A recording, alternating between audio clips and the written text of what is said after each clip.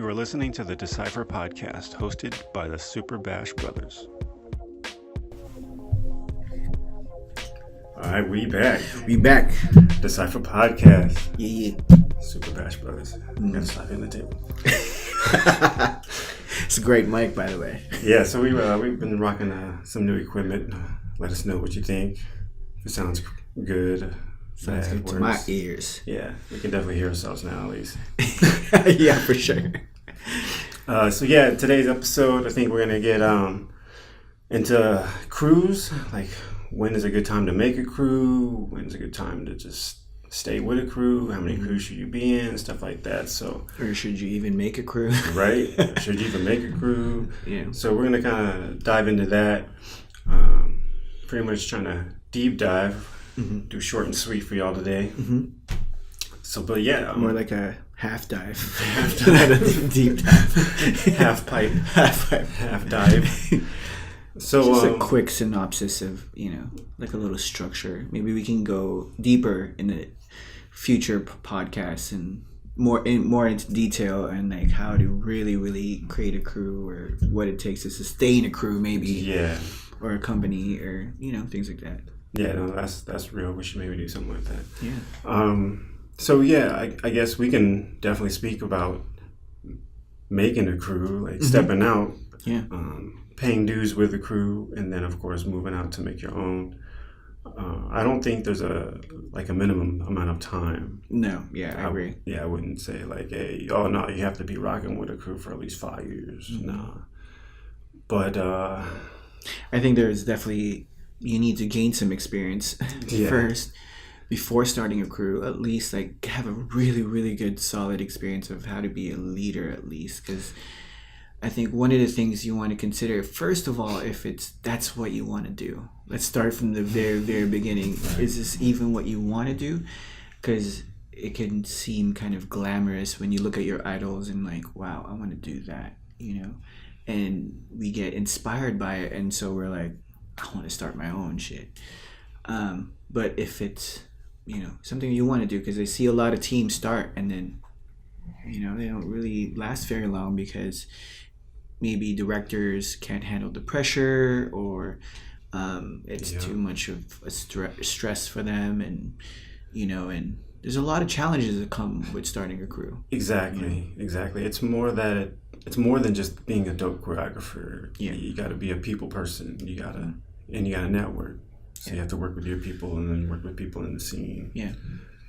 So and essentially it's like serving as well. You're serving whoever you're directing, or your dancers, and also in the community, so if you're not into that, like if you're just about creating or choreographing, then you could do little projects. We've discussed this in the previous podcast about what a project is. Like, you can just create one to satisfy your creative, passion or whatever. Yeah.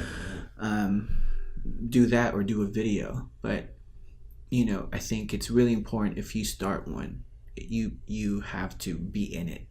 Yeah. Like 100%, 110%. You have to be all in. Like, this is what you want to do, unless you wanted to pass it on eventually in the future to another director or something, or like a long-term kind of thing where generations, right? Yeah, for sure. Like that's collegiate teams. They'll get a new director every year. Like they'll rotate.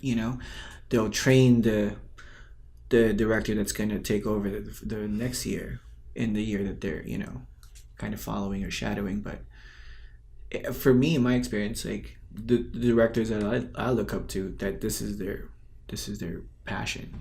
They want to teach, they want to train, they want to create, so I guess for me, think about that first, if that's what you're into, in terms of making a crew and all that. Man, I think it's a tough thing where you gotta experiment and you gotta like be comfortable with yourself, but you gotta like, the people part is like crucial. I don't know how else to explain it. For me, experience wise, like the people part is like, it's huge. Yeah. It makes everything else a lot easier. But that's not easy to do.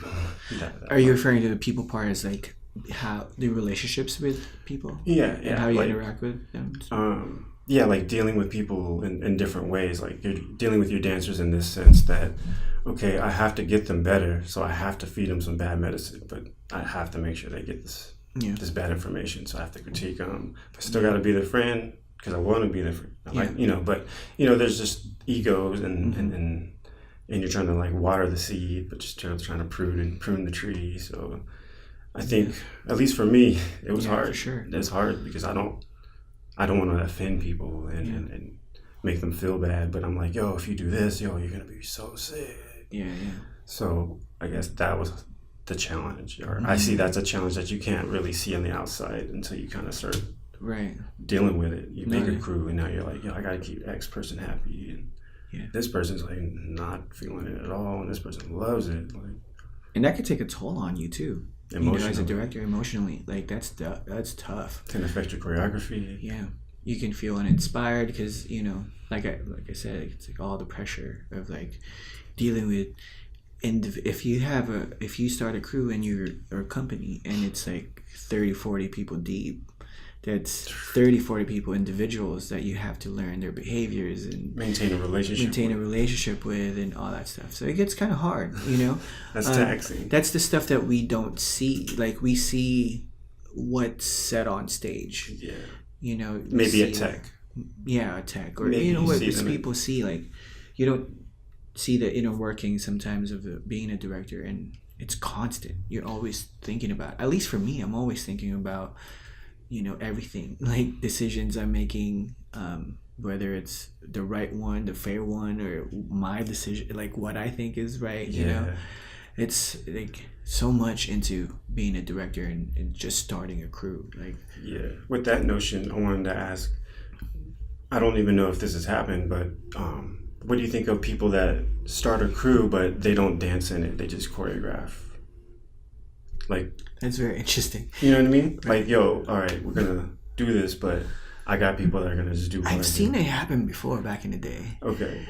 But it's not really a normal thing. Yeah, that is normal now.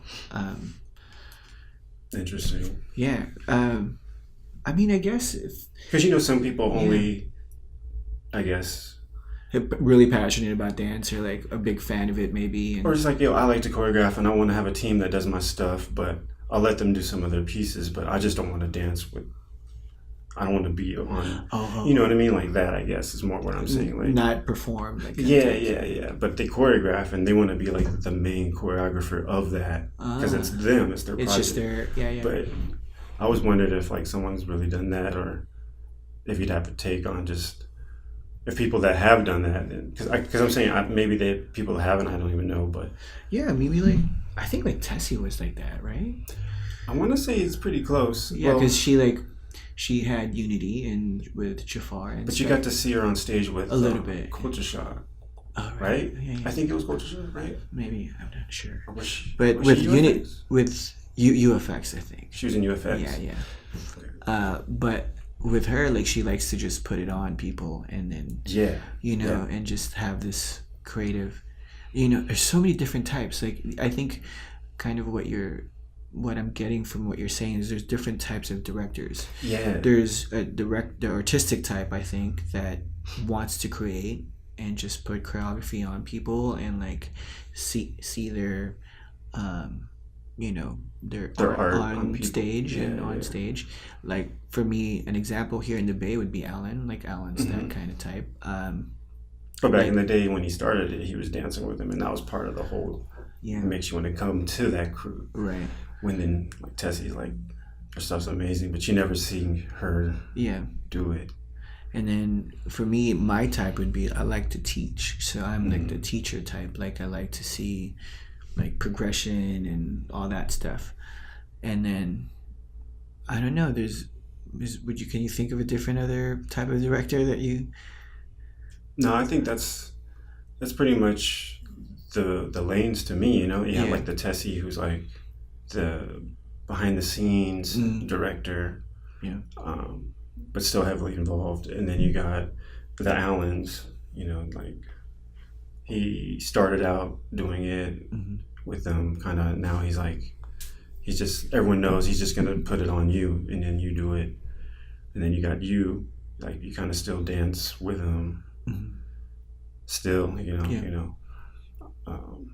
don't think there's any other lane really in a sense, but yeah, I just kind of had that random thought about that. Like, has anyone really, or is there a wave of that kind of people, that kind of a director that I don't even know about? Like, no, I haven't seen it. There's definitely the ones that are.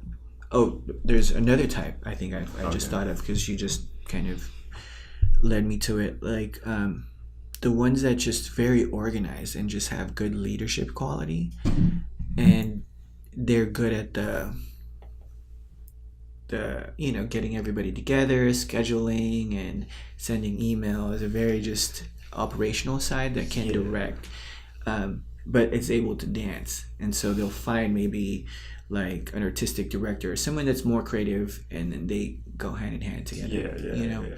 They fit that piece. I think that would be maybe like 2 or 3 lanes. So if you're one of those, and that kind of you're like, oh yeah, I could do that, and maybe you can start a team. But I think the first step is really realizing if this is what you want to do, because there's a lot involved in it. And then when you do want to start one, how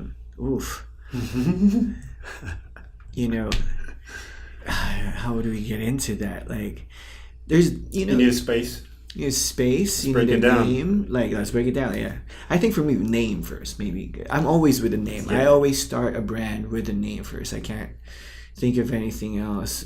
You can't make the sauce and then name it. You have to name the sauce before you make it. Yeah. So for me, like anything I create, like an event or like a team, it starts with the idea and then the name. Heavily brand influenced. Yeah.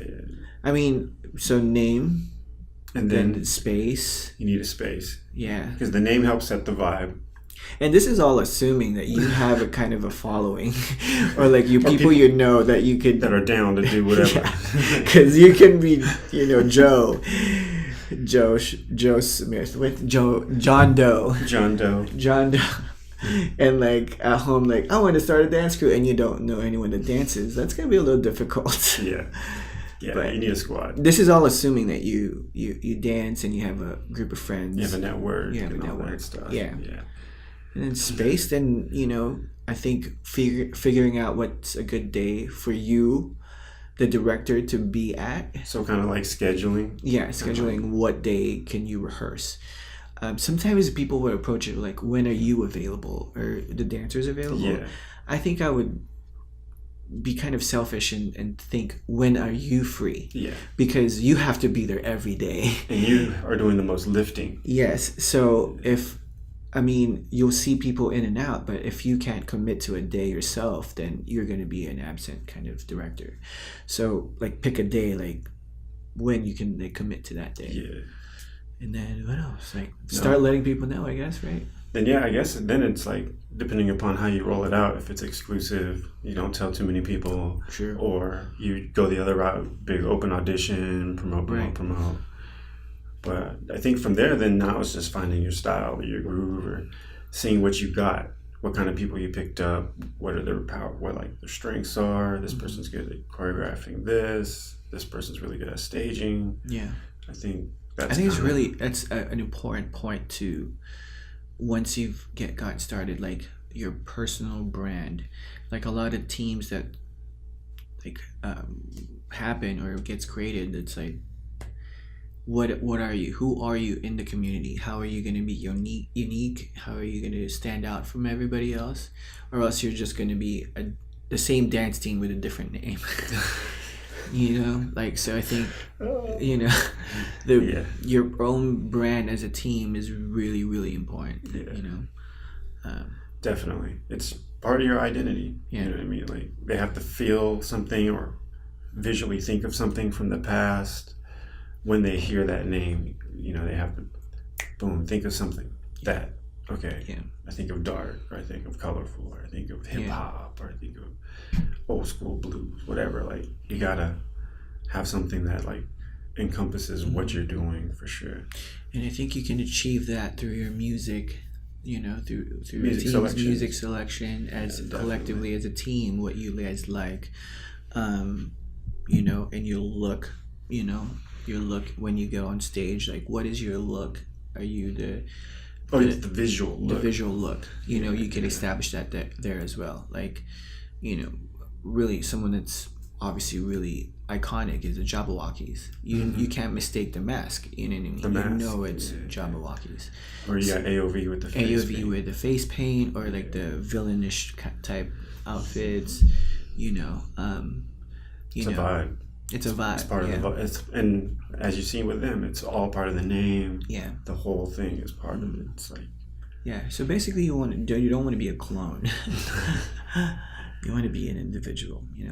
Definitely. So, after you've created a brand, what's the next step? So we created a brand. We got the homies out. We had an audition or a silent audition or whatever. Found a day when we're gonna have rehearsals. We got to get a show. Yeah, about a show. We need a project or some goal, right? Yeah. I think you got to be like, all right, we need to all work together now towards this date and perform this or whatever. Yeah. I think that's the next thing. And nowadays, it could be even, a video project. True. It could be a video project now. That's another outlet to getting your team out. Put out a video. It could be an introduction. Because back in the day, we had to perform. Right, you had to find a show. I don't know. I just still can't see those as being an outlet. And they're all the same. Like, they're all done with, like, the same kind of shots and the same kind of, like, tricks. And I'm like, approach it then a little differently if that's really a goal, like a show. You know what I mean? Like, Palace of Fine Arts is a big deal. So your video shoot has got to be pretty big deal. Like, use props, too. Like, build some benches, too. Or, you know what I mean? Like, I'm thinking, like, I think that's like the next step in terms of music videos and stuff. For sure. To me. But I'm not too into the video thing. Jay, Chris, and I were talking about that. Why not? Okay, I think we're getting off topic, but I think it's a good... You touched on it. I don't know. You need a higher production value. It's not even that. I think the production value is amazing for dance videos. I think we talked about this. They should be rappers and singers should be using these people, but I'm just not into. I haven't. They're all the same, I guess. Like it's starting to look the same. Yeah, and just like mumble rap or just like anything else, you start hearing it so much, you're like, all right, it's all kind of the same. Yeah. Well, I would suggest in the beginning maybe start with a performance or a video, and then elevate it. For sure, for sure. I see your point for sure, but I think it's video. I completely agree with you because it gets so saturated in the video. Like, you see a dance class video, you see a concert video all the time, but as a beginning team that's just starting, I think it's a little help to get yourself out. Yeah, and to flip it, not even on a promotional tip, but just as a project, it's definitely a good thing. Doing a video, even if it's like everybody else, you've all worked towards a goal and got everybody together. Yeah, there's an end goal at the end. I can't, I'm not really trying to hate on it like that, but it's just in terms of watching them. Yeah, that's kind of how I was feeling. But they're good. I understand that too. And so, like, this is kind of a really, really fast kind of way of starting a team and steps that we're throwing out there. Hopefully we can like really get into more details because we're really like there's so much more in between all these things. Each part that we're talking about kind of glossing over and stuff. It's really deeper than that. Like the whole networking and deciding when. Like we can spend at least another hour on just that part, like a series of podcasts, like for real. Just on that part of like going to classes and choreographing. Because right now we've gotten a project, right? We've either performed, we've done the thing, right? So what happens now? You started it. You technically have done it. Yeah. So you have thought of the idea. You were inspired. You thought of your name. You found the space. You managed to figure out a day to rehearse. You got everybody rehearsing. And now you have set a goal to either perform or set a music video. And then you did it. Now what? What do you do then? You know?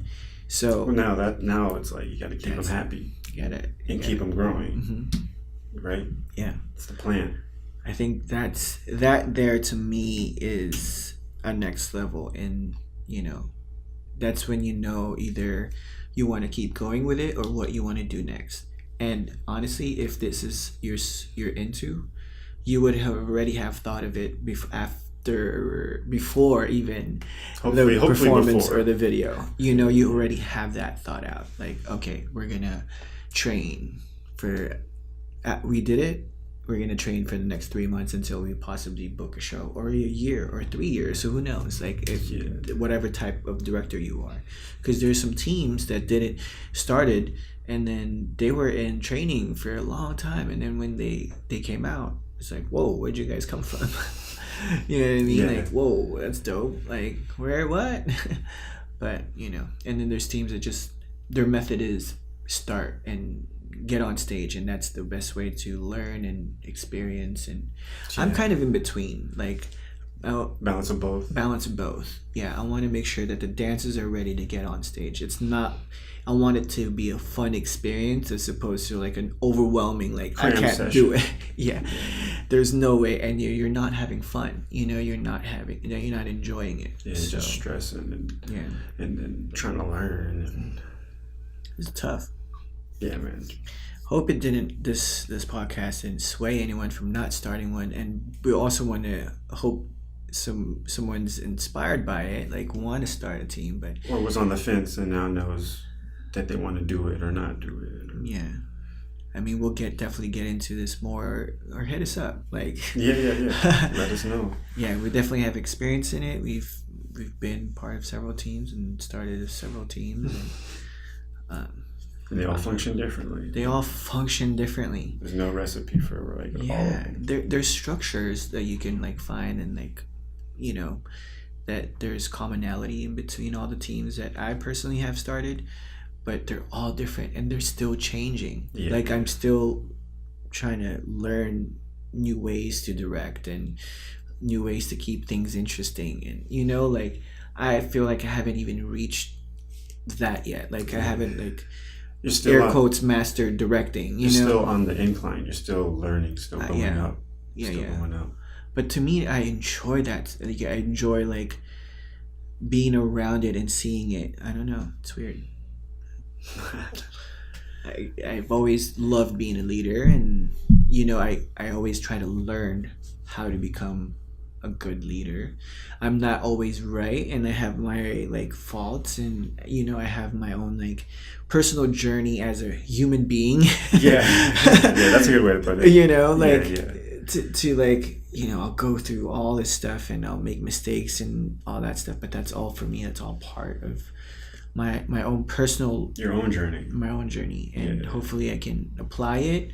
And sometimes being a director is different from my personal, like, you know, like that's me as a director, and this is me. It's just you. It's just me. Yeah. Without the leadership mode and like button enabled and all that. Yeah. But it's fun. To me, it's fun. It's enjoyable. Like, there's so many stresses, and it's starting a team, and you know, and with Redefine, we've had a break, but 11 years, like, it's I need to I never pat myself in the back, but I'm gonna do it like on a podcast. You know, like I think about it sometimes, like, wow, that is long. You know what I mean? I'm teaching kids that 11 just started dancing at 11, and this is my child that's 11 years old, like going on 12, I think. Yeah, that's huge. But yeah, that's huge, man. Congrats. Thank you. 11 years. Yeah, that's crazy.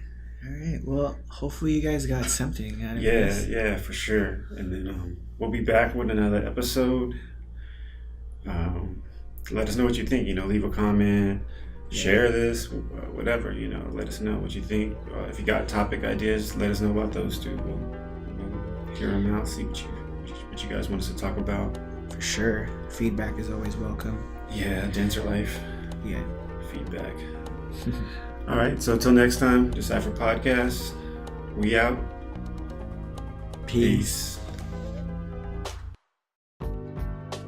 Thank you for listening to the Decipher Podcast. Show your support by passing this episode along on your social media. If there are any topics you would like us to discuss on future episodes or feedback on this episode, please leave us a comment or message. Peace, positivity, and prosperity.